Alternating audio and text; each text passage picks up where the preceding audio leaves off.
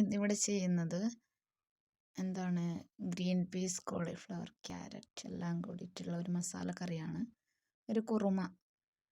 ഇതിലെ കുറേ വീഡിയോസ് മിസ്സായിപ്പോയി. ഞാൻ കുറച്ച് ദിവസം മുന്നേ എടുത്ത് വെച്ചതായിരുന്നു. അതിനുവേണ്ടി ഗ്രീൻ പീസ് നമ്മൾ വെള്ളത്തിലിട്ട് വെച്ച് ഒരു 2 മണിക്കൂർ ഇട്ടതേ ഉള്ളൂ, കുതിർത്തതേ ഉള്ളൂ. പിന്നെ ഉരുളക്കിഴങ്ങ്, ക്യാരറ്റ്,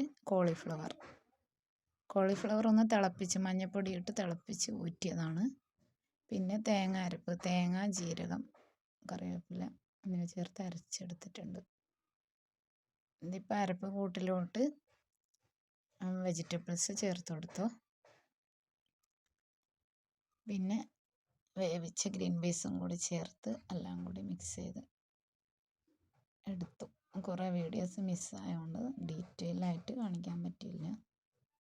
ഗ്രീൻ പീസും കൂടി ചേർത്ത് കൊടുത്തിട്ടുണ്ട്.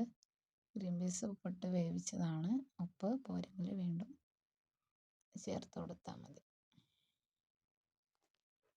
ഇത് അപ്പത്തിന് പറ്റിയ കറിയാണ്, ഒരു കുറുമ. വെള്ള കളർ തന്നെയാണ്, മഞ്ഞൾപ്പൊടികളോ വേറെ പൊടികളൊന്നും ചേർക്കുന്നില്ല. വേണമെങ്കിൽ ഒരു തുള്ളി കുരുമുളക് പൊടി മാത്രം ചേർത്ത് കൊടുക്കാം. നല്ല ടേസ്റ്റ് ഉണ്ട്.